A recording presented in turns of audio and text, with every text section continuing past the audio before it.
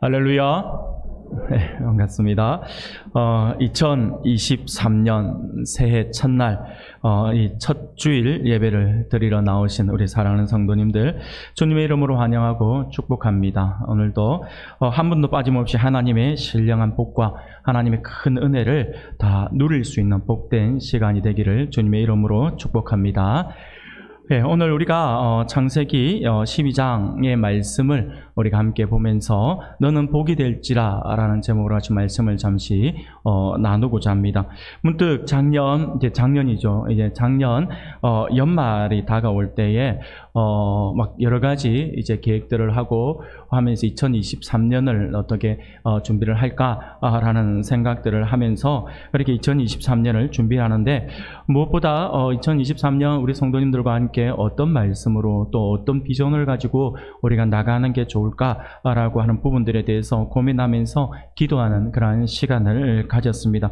그러던 중에 하나님께서 제 마음에 강하게 다가오셔서 한 감동을 저에게 주셨는데, 그것은 다름이 아니라 우리 은강교회 모든 성도님들이 2023년에는 하나님의 신령한 복을 더욱 크게 누리는 한 해가 되었으면 하는 그러한 간절한 마음들이 제 마음 안에 불을 듯 솟아올랐습니다. 그래서 그러한 마음으로 기도하는 가운데 하나님께서 복의 근원으로, 그리고 복의 통로로서의 삶을 살았던 믿음의 조상이라고 불려지는 이 아브라함에 대한 소망을 하나님께서 안겨주셨어요. 그래서 올해 2023년에는 이 아브라함을 바라보면서 또 하나님께서 아브라함에게 주셨던 그 은혜들을 우리가 한번 돌아보면서 함께 또 그 복을 함께 나눌 수 있는 그러한 시간이 되었으면 좋겠다라고 하는 바람들을 가져보면서 기도하면서, 그래서 올해 2023년 표도 앞에 여러분들 보는 것처럼 너는 복이 될지라 라는 말씀으로 정해서 이렇게 시작을 합니다. 우리가 당분간 매 주일마다 이제 아브라함 기사를 통해서 아브라함의 발자취와 아브라함의 행적들을 한번 따라가 보고자 합니다. 그래서 하나님의 복의 근원으로서, 그리고 복의 통로로서의 아브라함이 살 수 있었던 그 비결에 대해서 매 주일마다 이렇게 살펴보면서 아브라함의 그 발자취를 우리가 따라 함께 살펴보면서 매주 부어주시는 신령한 하나님의 그 은혜를 나누고, 또 오늘 우리들 또한 아브라함처럼 복으로서의 그런 삶을 살아가면서 세상 속에서 선한 영향력을 끼치는 그러한 은혜를 누리는 복된 시간이 되고자 합니다. 모두들 기억하셔서 우리가 더욱더 말씀에 집중하시고 할 수만 있다면 집에서도 여러분들이 아브라함의 기사들을 묵상하시고 오신다면 더욱더 하나님의 말씀을 서로 나누기에 더 많은 도움이 되리라 생각 들어집니다. 오늘은요 그 첫 시간입니다. 첫 시간으로 오늘 본문의 말씀을 통하여서 너는 복이 될지라 라고 하는 제목으로 하나님의 말씀을 함께 살펴보면서 하나님의 은혜를 나누고자 합니다. 사랑하는 성도 여러분, 한번 따라해 볼까요? 너는 복이 될지라. 너는 복이 될지라. 아멘. 여러분들, 이것이 단순하게 그냥 스치고 지나가는 말씀이 아니라 올 한 해 우리 여러분들 개인의 말씀이 되기를 원하고요, 우리 은강교회의 말씀이 되기를 소원합니다. 그래서 항상 여러분들이 복으로서의 삶을 살 뿐만 아니라 그 복을 또 나누어 주는 하나님의 백성들이 되었으면 좋겠습니다.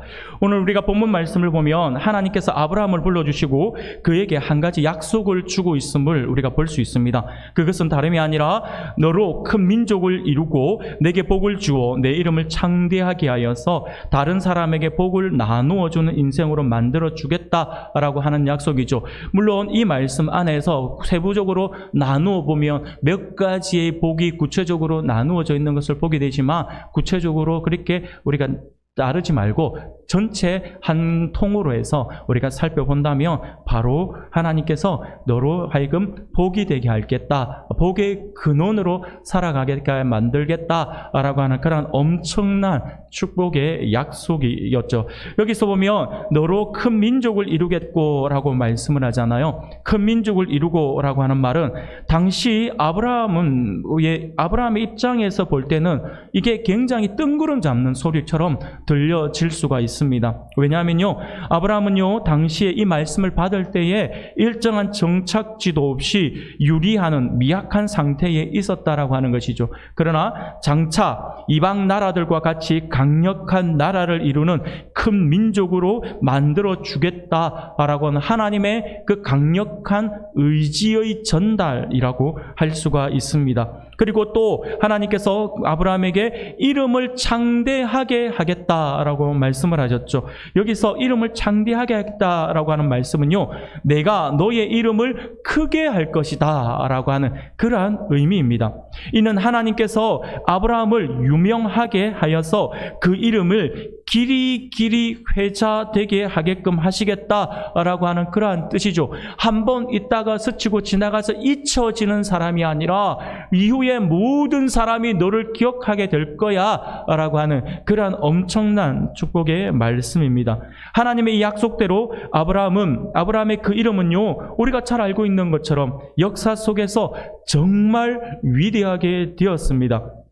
하나님께서 아브라함을 일컬을 때에 그냥 아브라함 이름만으로 일컬은 것이 아니라 창세기 17장 4절 5절에 보면 그의 아브라함에게 열국의 아버지가, 열방의 아버지가 되게 하겠다라고 말씀을 하셨고요. 그리고 창세기 20장에는 선지자라고도 불러주시고요. 창세기 23장에는 하나님이 세우신 지도자라고도 불러주고요. 그리고 시편 105편에 보면 여호와의 종이라고도 하고, 그리고 야고보서에 보면요, 하나님의 하나님의 친구다라고도 이야기를 할 정도로 여러 가지 명칭으로 그의 이름을 불러주셨습니다. 뿐만 아니라 아브라함의 이름은 하나님의 택한 백성 이스라엘의 시조뿐만 아니라 오늘 우리 시대에 하나님을 믿고 있는 모든 믿는 자들이 고백하기를 우리의 믿음의 조상이 아브라함이다 라고 이야기할 정도로의 엄청난 그런 은혜를 베풀어 주셨죠. 정말 아브라함의 이름은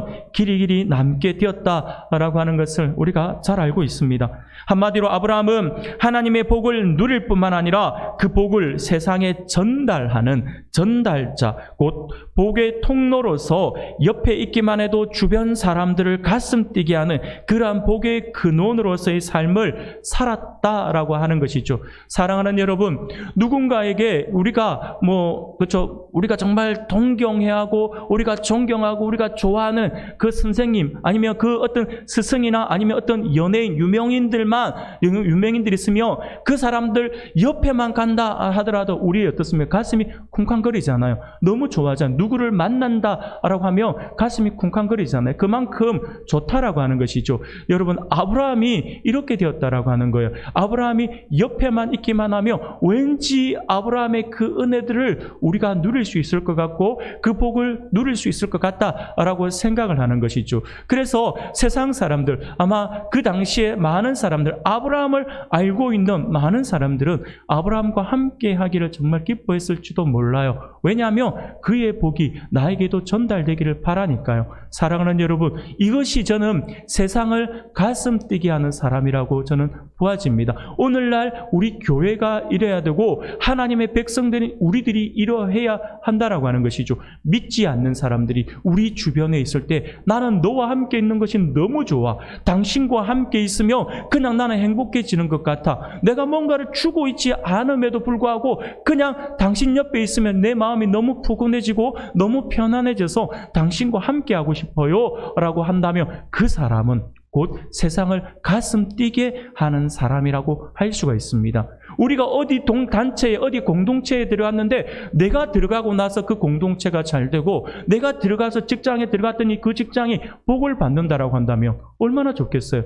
나를 통해서 복이 세상으로 흘러간다면 얼마나 좋겠어. 이것이 세상을 가슴 뛰게 하는 사람들이거든요. 저는 아브라함이 그러한 사람이었다라고 보고 있습니다. 뿐만 아니라 오늘 하나님께서 너는 복이 될지라 라고 말씀을 하시면서 우리에게 이 말씀을 주시는데, 오늘 저는 우리 은광교회 모든 성도님들이 세상을 가슴 뛰게 하는 그런 하나님의 백성들이 될 줄로 믿습니다. 우리가 그러한 삶을 살아야 합니다. 사랑하는 여러분, 그런데 조금 전에도 제가 말씀을 드리는 것처럼 이렇게 가만히 우리가 생각해 보면 하나님께서 아브라함에게 주셨던 이 엄청난 약속과 이 복의 인생을 우리가 가만히 생각해 보면 솔직히 부럽습니다. 우리 모두가 갖고 싶은 인생이잖아요. 우리가 함께 하고 싶은 인생이잖아요. 우리도 그렇게 되기를 간절히 바라고 있지 않습니까? 우리는 누구나 큰 사람이 되기를 소원하고 있죠. 다른 사람들에게 복을 나누어 주는 그러한 인생이 되기를 소원하지, 누군가에게 늘 없어서 끌어다니는 그러한 것을 바라는 사람은 아무도 없습니다. 모두가 아브라함과 같은 그러한 엄청난 복의 사람이 되기를 소원한다라고 하는 것이죠. 그런데 가만히 나의 모습을 한번 돌아보며 많은 사람들이 이 장면에서 좀 실망을 하거나 아니면 좌절을 하거나 아니면 포기를 해버립니다. 왜 그러냐면요, 가만히 나의 모습을 생각해 보니까 나는 가진 게 없다라고 하는 것이죠. 나는 가진 게 없어요. 뛰어나게 잘한 것도 없고요. 그래서 절대로 나는 그 아브라함과 같은 그러한 인생, 그런 큰 인생이 될 수 없어 보이는 것이죠. 내 인생을 돌아보며 내가 너무 초라해 보인다라고 하는 것이죠. 마음으로는 꿈도 꾸고 한때 노력도 해봤지만 끈기도 없고 의지도 약해서 금방 포기해버리는 자신의 모습을 볼 때에 그것은 특별한 사람들이 누리는 그러한 것이다 라고 그렇게 여겨진다라고 하는 것이죠. 그래서 대부분 사람들은요, 그저 그냥 평범하게 직장 생활 잘하고 굶지 않으며 자녀들이나 손녀들이 평범하게 학교 잘 다니다가 졸업하고 취직하고 그러니까 순조롭게 결혼하고 그렇게 아들, 딸 잘 낳고 살기만 한다면 다행이다. 더 바랄 것이 없다라고 생각하는 것이 대부분의 사람들이 가지는 마음들이라고 할 수가 있겠죠. 그러나 사랑하는 여러분, 우리가 오늘 읽었던 본문의 아브라함의 모습을 살펴보면 과연 아브라함은 어땠을까요? 과연 아브라함은 이 엄청난 복을 받을 만한 그러한 가능성이 있는 사람이었을까요? 아브라함에게 뛰어난 어떤 면이 있어서 하나님께서 복의 근원이 되게 해주시겠다라고 하는 이 엄청난 약속을 해주신 것일까요? 아브라함은 특별한 사람이니까 하나님께서 특별한 복을 그에게 주셨을 거야 라고 생각을 하지만 정말 아브라함이 특별한 사람이었을까요? 그렇지 않다라고 하는 거예요.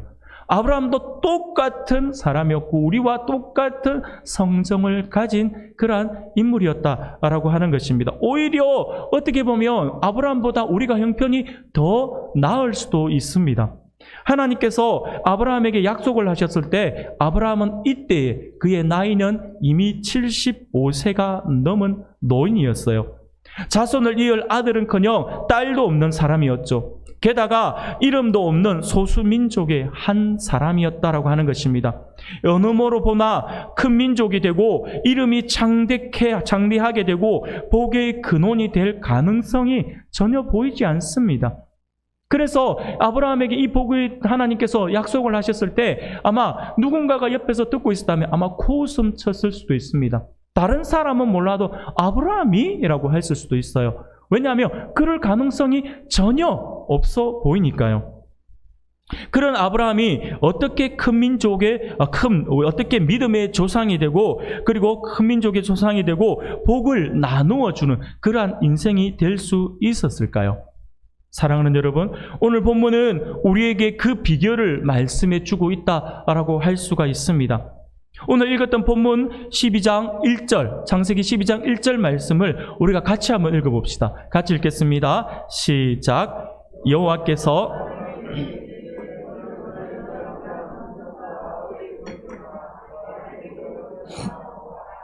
아멘. 창세기 12장 1절에서 하나님께서 아브라함에게 너의 고향과 친척과 아버지의 집을 떠나 내가 네게 보여줄 땅으로 가라 라고 말씀을 하고 있음을 보게 됩니다.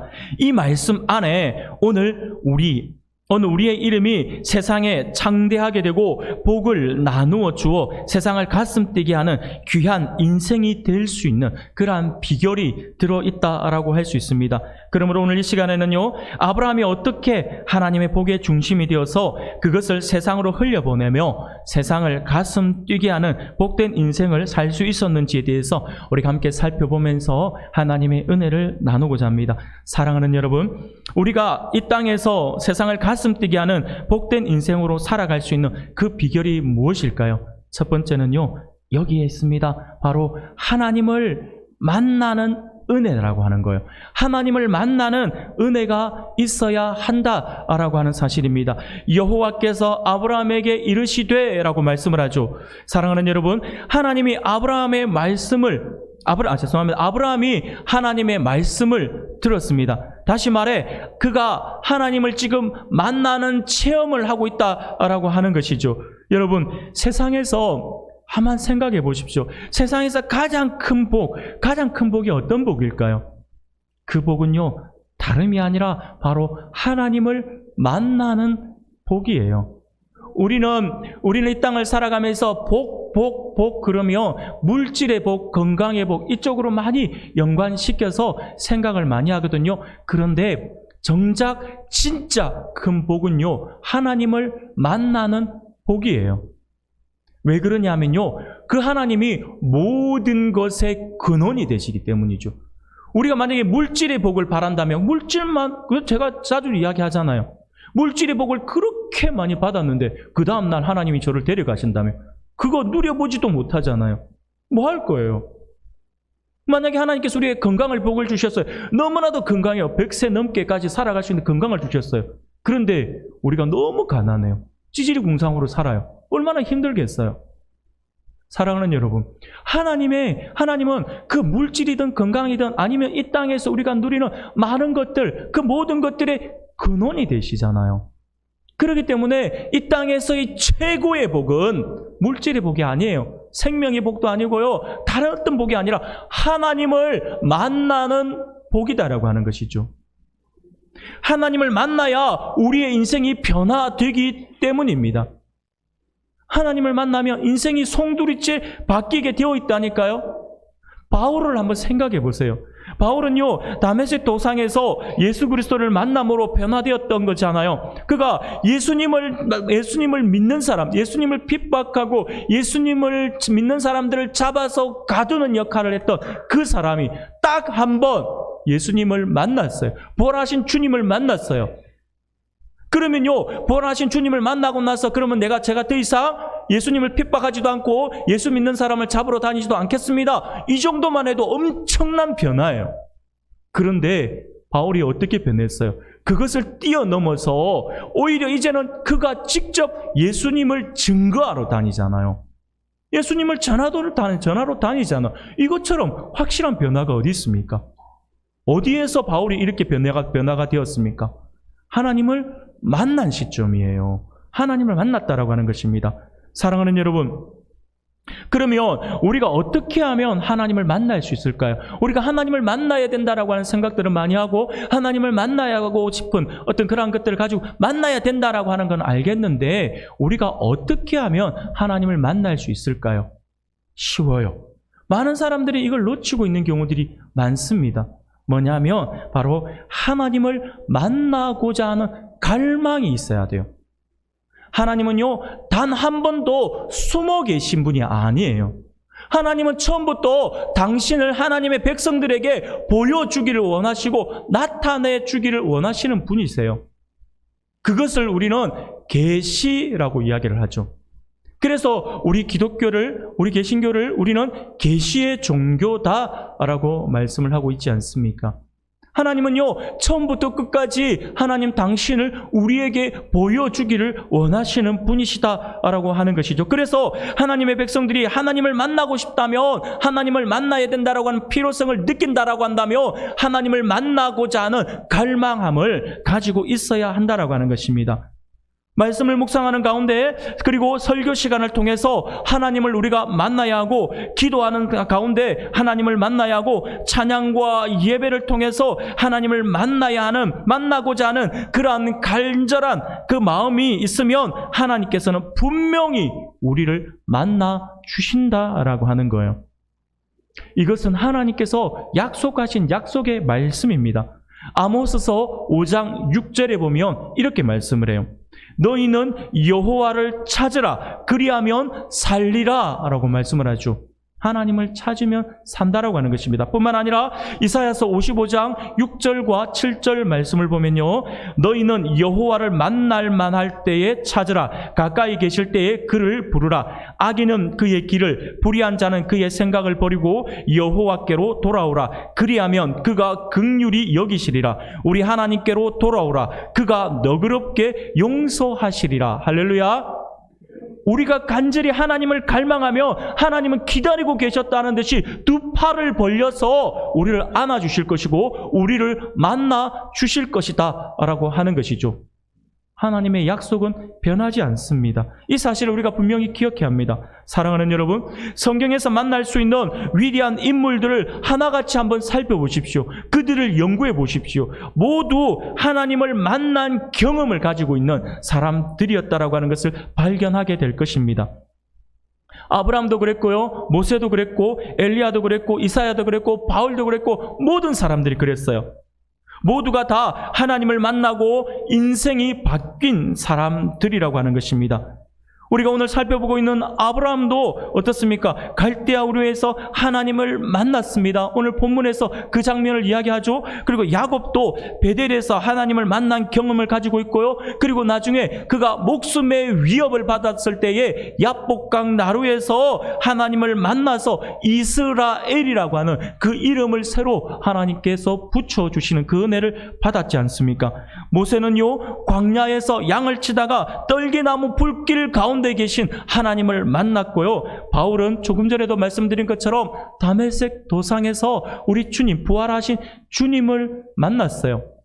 여러분, 신약으로 넘어오며 삭개오는 어떻습니까? 돌 무화과 나무 위에 올라가서 주님을 만나고자 멀발치에서라도 주님을 보고자 했을 때에 주님이 그에게 다가와 오셔서 그를 만나 주셨죠. 변화된 삶을 살았던 삭개오의 모습을 우리가 성경의 말씀을 통해서 알고 있습니다.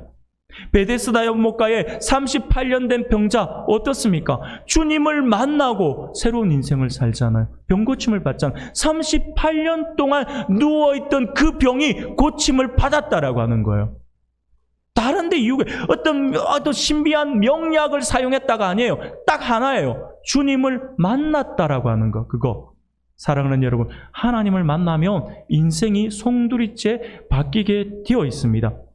성경의 위대한 인물들 모두가 하나님을 만난 경험이 있기에 그들의 삶을 전적으로 헌신자의 삶으로 드릴 수가 있었다라고 하는 사실을 반드시 기억할 수 있기를 바랍니다. 사랑하는 성도 여러분, 우리는 이 시간 나와 함께 하시기를 원하시는 하나님을 만나야 합니다. 나를 도와주시기를 원하시는 주님을 만나야 합니다. 나를 치료하여 주실 주님을 만나야 합니다. 나의 문제의 해결사 되신 주님을 만나야 하고 나의 힘이 되시는 주님을 만나야 한다라고 하는 것입니다. 그래야지만 우리의 삶을 변화시킬 수 있고 우리의 삶을 영향력 있는 그러한 삶으로 바꾸어 나갈 수가 있습니다. 세상을 감동케 하며 그들로 하여금 가슴 뛰게 하는 하나님의 백성으로서 쓰임을 받을 수가 있다라고 하는 사실을 반드시 기억할 수 있기를 바랍니다. 그래서 올 한 해 2023년에는 매 순간마다 하나님을 만나기를 소망하고 하나님과 매 순간 동행함으로 말미암아 복이 되는 그러한 삶을 살아가는 우리 은광교회 모든 성도님들이 되시기를 주님의 이름으로 축복합니다. 두 번째로 우리가 세상을 가슴 뛰게 하는 귀한 인생이 될 수 있는 비결이 무엇일까요? 그것은요, 잘못된 습관과 사고방식에서 떠나야 한다라고 하는 것입니다. 오늘 본문을 보니 너는 고향과 친척과 아버지의 집을 떠나라고 말씀을 하죠. 사랑하는 여러분, 이름이 창대하게 되고 큰 민족을 이루어서 복을 나누어 주는 인생이 되기를 원한다라고 한다면 떠나야 합니다. 짐 싸서 집을 나가라 말이 아니죠. 가끔씩 이렇게 말씀을 하다 보면 청소년들이 쓸데없는 이상한 은혜를 받아가지고 목사님이 가출하라던데 막 이렇게 이상하게 붙여갖고 이야기를 하는데, 제가 떠나라고 하는 것은 집을 떠나라라고 이야기하는 것이 아닙니다. 사랑하는 여러분, 본토 아버지 집을 떠나야 된다라고 이야기를 했죠. 다시 말해서 우리가 지금까지 살아오고 습관화되어 있던 우리의 잘못된 생활 방식과 잘못된 습관, 그 모든 것에서부터 떠나야 한다라고 하는 것입니다.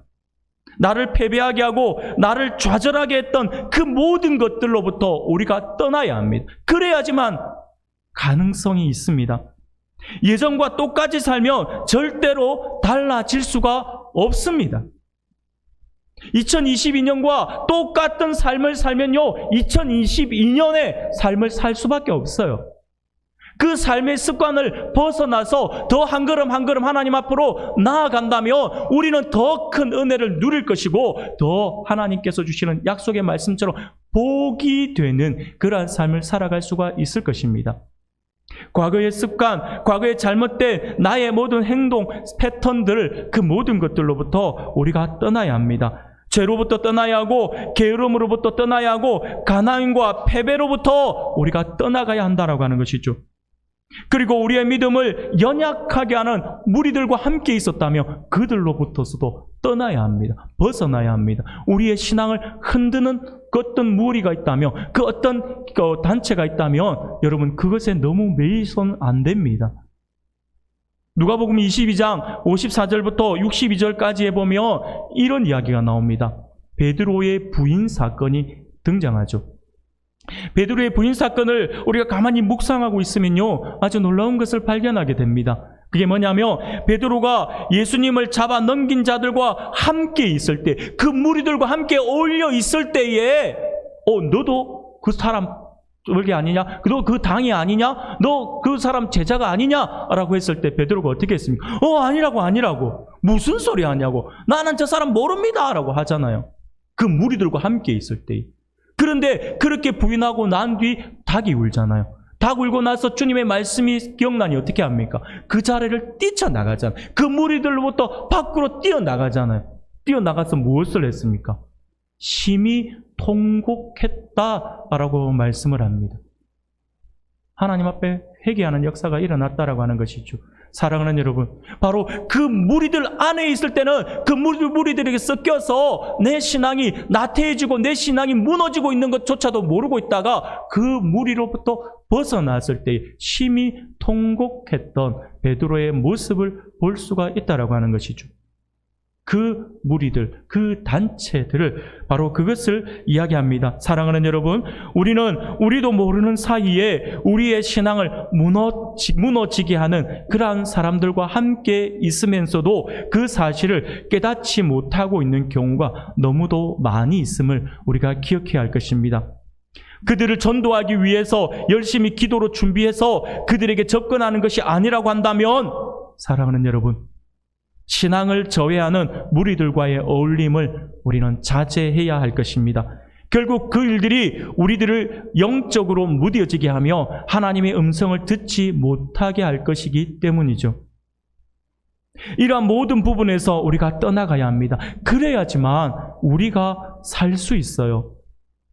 그런데 지금까지 너무도 자연스럽게 그 속에 빠져서 같이 생활하다가 갑자기 떠난다라고 하는 것이 쉽지는 않죠. 갑자기 저는 이 모임을 하지 않겠습니다. 그러면서 빠져나간다는 것이 쉽지 않아요. 결코 쉽지 않습니다. 잘 알고 있습니다. 그럼에도 불구하고 우리가 그것을 이루어야 되거든요. 그러면 이 쉽지 않은 그거, 정말 우리가 이 모든 부분, 곧 나를 나약하게 하고 하나님과 멀어지게 하는 것으로부터 떠나고 싶다라고 한다면 한 가지 방법이 있습니다. 그 방법이 뭐냐면 아까 먼저 이야기했던 첫 번째 그 내용이죠. 비결, 그것입니다. 바로 하나님을 만나는 거예요. 하나님을 만나면요, 모든 것이 달라지게 되어 있기 때문이죠. 하나님을 만나면요, 우리가 분명히 떠날 수가 있어요. 하나님을 만나면 그런 삶에서 떠나고 싶은 마음이 생긴다라고 하는 거예요. 그리고 떠날 수 있는 힘이 생겨집니다.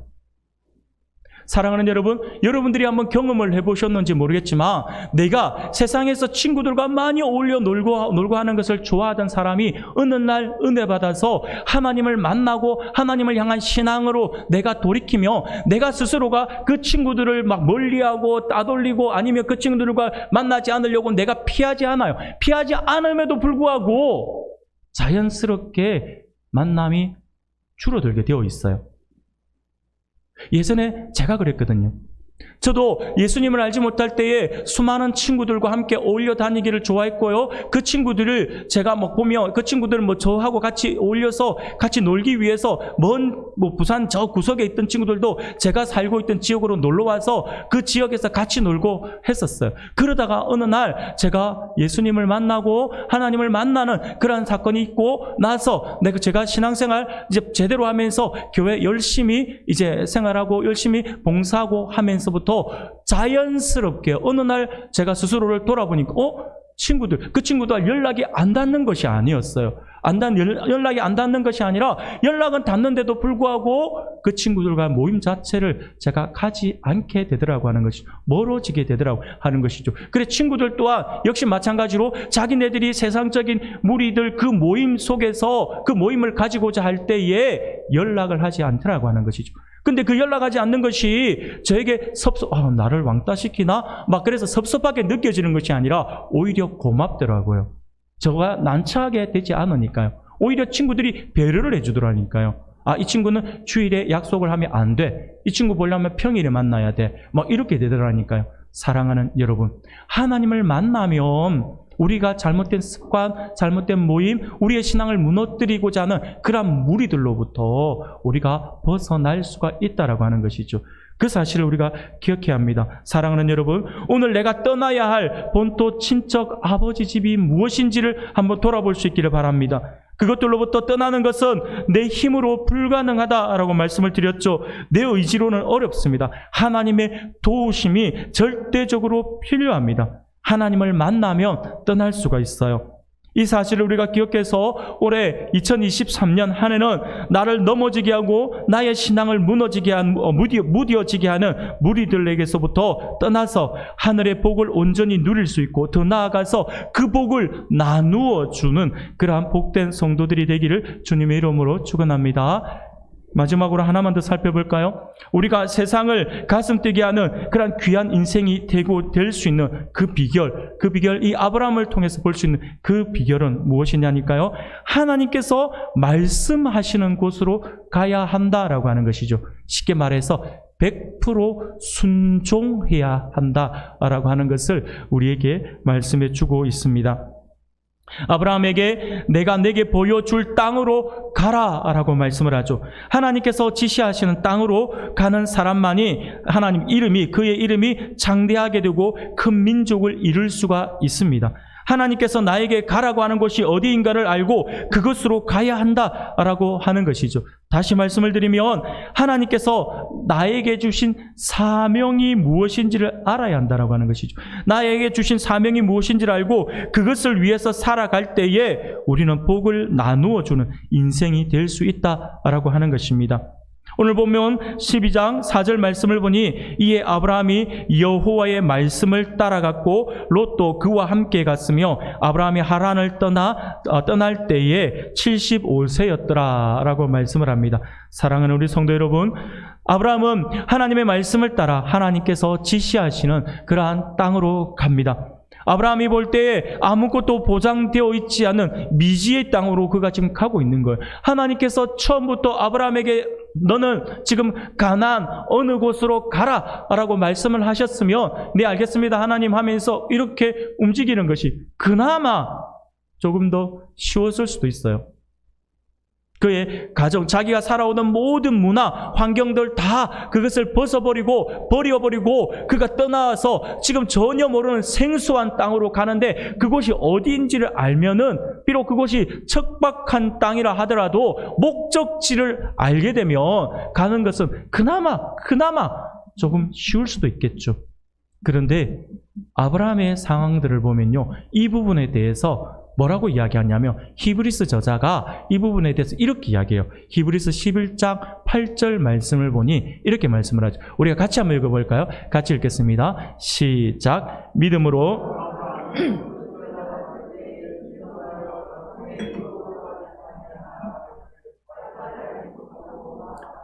아멘. 아브라함이 하나님께서 불러주셔서 떠나라 할 때에 어디로 갈지 알지도 못했어요.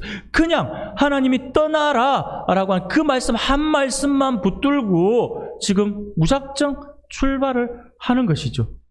어떻게 보면 정말 무책임한 가장이라고 이렇게 이야기도 할 수가 있을 것 같습니다. 그런데 아브라함은요, 오직 믿음이었어요. 이것을 히브리서 저자가 믿음으로라고 표현하고 있지 않습니까? 믿음으로 하나님께서 주신 약속의 말씀만을 가지고 떠났다라고 하는 것이죠. 그러한 그의 믿음과 순종을 하나님께서 기뻐하신 것이다라고 하는 것입니다. 그 순종에 하나님께서 복을 더해 주셨다라고 하는 것입니다. 사랑하는 여러분, 그런데 우리는 여기서 우리 오늘 본문의 이 이후의 말씀들을 통해서 재미있는 사실을 하나 발견하게 됩니다.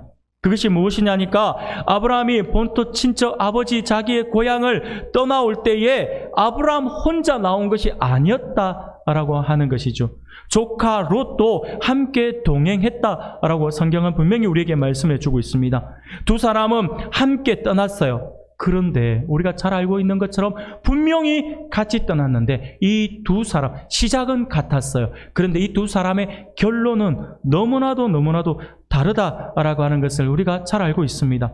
한 사람은요, 열방의 아버지가 되어 복을 나누어 주는 인생이 되었고요. 그러나 한 사람은 망하는 인생을 살았다라고 하는 것을 우리가 알고 있습니다. 사랑하는 여러분, 그러면 아브라함과 롯의 인생이 그렇게 갈라진 이유는 뭘까요? 왜 이렇게 갈라졌을까요? 그 이유 또한 우리가 오늘 성경을 통해서 알 수가 있습니다. 어떻게 아브라함은 복된 인생이 되고 롯은 망하는 인생이 되었는가라고 하는 그 이유가 무엇이냐니까 우리가 두 가지 정도를 살펴볼 수 있는데 그 이유가 첫 번째가요, 아브라함은요 하나님의 말씀을 따라갔어요. 근데 롯은 사람을 보고 따라갔다라고 하는 것이죠. 사람을 보고 그의 뒤를 따라갔다라고 하는 것입니다. 사랑하는 여러분, 사람을 따라가며 좋아 보이지만 결국은 그것이 어떻게 보면 망하는, 롯의 입장에서 볼 때 망하는 그런 인생이라고 할 수 있습니다. 하나님의 사람들은 하나님의 말씀을 따라 살아가야 한다라고 하는 것입니다. 하나님의 말씀을 따라가야지만 영향력 있는 삶을 살 수 있다라고 하는 사실을 기억할 수 있기를 바랍니다. 인생의 부흥은 말씀을 사모하며 따라갈 때에 시작됩니다. 하나님의 말씀이 나를 지배하고 있어야지만 죄를 이기고 세상에서 승리할 수 있다라고 하는 사실입니다. 창세기 12장 7절과 8절 말씀을 보니 또 이렇게 이야기합니다. 여호와께서 아브라함에게 나타나 이르시되 내가 이 땅을 내 자손에게 주리라 하신지라. 자기에게 나타나신 여호와께 그가 그곳에서 제단을 쌓고 거기서 베델 동쪽 산으로 옮겨 장막을 치니 서쪽은 베델이요 동쪽은 아이라. 그가 그곳에서 여호와께 제단을 쌓고 여호와의 이름을 부르더니 라고 말씀을 합니다. 아브라함과 롯의 인생이 갈라진 두 번째가 여기서 나타납니다. 그 이유는요, 아브라함은 가는 곳마다 제단을 쌓았어요. 하나님께 예배드리는 인생이었다라고 하는 것이죠. 하나님께 예배드리는 삶을 살았어요. 기근을 피해서 애굽으로 내려갔다가 바로에게 망신을 당하고 돌아온 이후에도 그가 가장 먼저 한 것은 제단을 쌓는 일이었어요.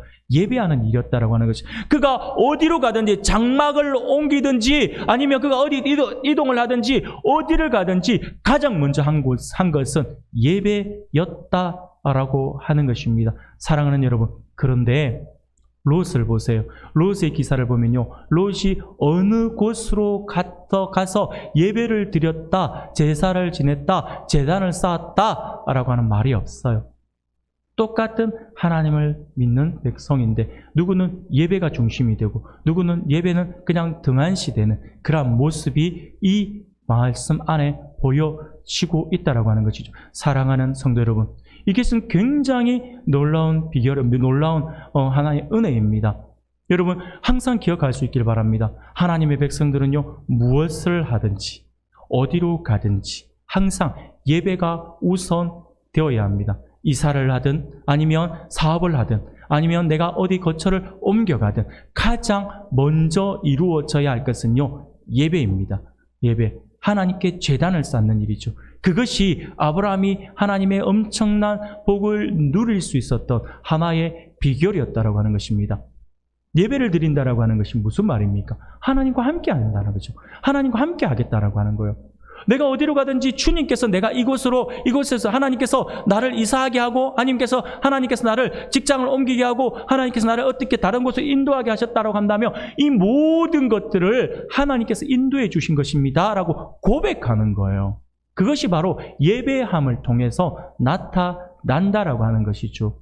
그것을 시인하느냐 시인하지 않느냐, 이것이 굉장히 크다라고 하는 사실들을 반드시 기억할 수 있기를 바랍니다. 바로 이 아브라함과 롯의 인생을, 둘의 인생을 완전히 갈라놓은 이유였다라고 할 수 있습니다. 사랑하는 여러분, 예배가 없으면 인생이 곁길로 가게 되어 있어요. 예배가 없으면 자기 중심적으로 살아가게 되어 있습니다.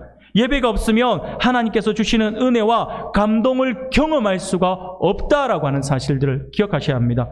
예배를 드리지 않는다라고 하는 것은 자신을 믿고 살아가겠다라고 하는 그러한 의사표시이죠. 학업하는 학생들이, 공부하는 학생들이 하나님께 드려야지 할 예배를 무시하고 예배 중심이 되지 않고 그저 공부하는 데만 집중하겠다라고 하는 것은 하나님의 도움 필요 없어요. 내 능력과 내 힘으로 한번 공부해 볼게요 라고 하는 것과 같다라고 하는 거예요.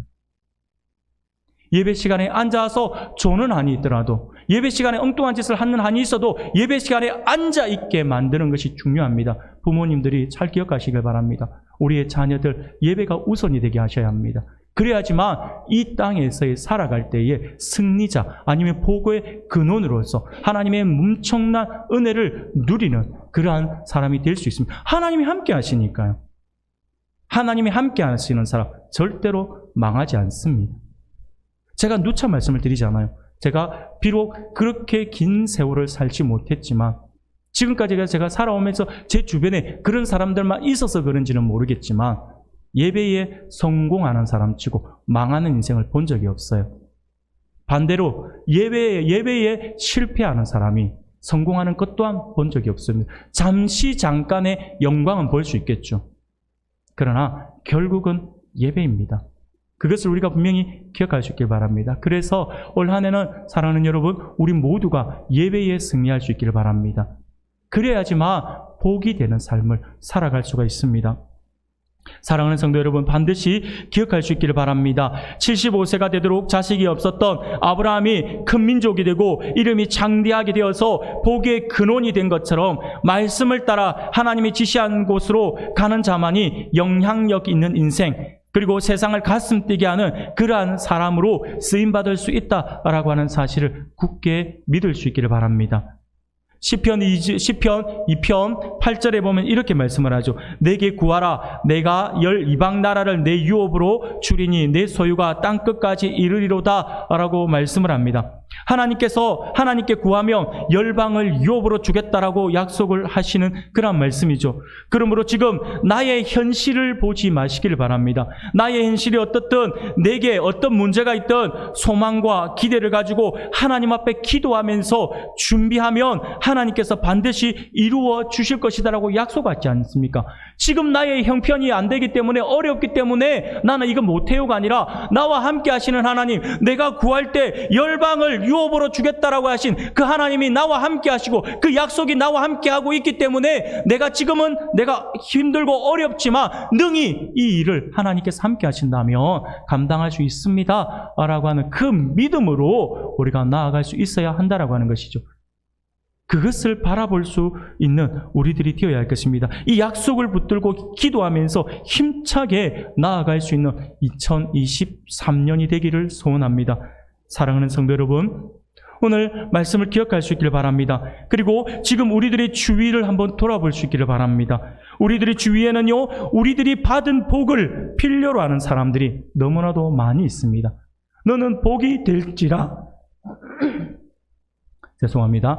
너는 복이 될지라 라고 하는 이 말씀은요, 쉽게 말씀을 드리면 하나님의 복을 먼저 누리는 사람이 되어야 되고 누리는 그 복을 나누어 주는 인생이 되어야 된다라고 하는 것이거든요. 그런데 우리 주변을 보면요, 안타까운 사람들이 참 많죠. 그들을 한번 돌아보면 우리의 도움의 손길을 필요로 하고 우리가 받은 그 복을 필요로 하는 사람들이 너무나도 많이 있습니다. 우리들은 아브라함처럼 복의 근원들로 하나님께서 불러주셨죠. 지금 우리 성도들이 복을 나누어주는 인생이 되어야 한다라고 하는 것입니다. 우리의 손길을 필요하는 그들에게 우리의 복을 나누어 주어야 한다라고 하는 것이죠. 무엇보다 하나님을 아는 그 복, 하나님을 아는 복을 우리가 먼저 나누어 줄 수 있어야 합니다. 우리들을 통해서 우리들의 가정이 복을 받아야 하고요. 우리들의 직장이 복을 받아야 하고 우리들의 학교가 복을 받아야 합니다. 또한 복의 근원들이 함께 모여 예배하는 우리 은강교회, 우리 교회가 복을 받아야 할 것입니다. 사랑하는 성도 여러분, 하나님은 오늘 우리들을 복으로 불러주셨습니다. 그러므로 오늘 우리 모두가 하나님의 복의 근원이죠. 그리고 하늘에 그 복을 전달하는 복의 통로들입니다.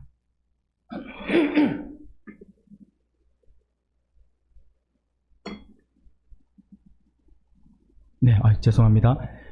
우리가 하늘에 복을 전달하는 복의 통로들이죠. 이 사실을 우리가 기억해서 올해 2023년은 더욱 하나님의 놀라운 복을 체험할 수 있고 또 복의 통로로서 만인들에게 그 복을 나누어 주는 그러한 삶을 살아 우리 주변에 믿지 않는 수많은 영혼들을 우리들의 삶을 통하여 가슴 뛰게 하는 그러한 복된 인생으로 쓰임 받는 저와 여러분들이 되시기를 주님의 이름으로 축원합니다.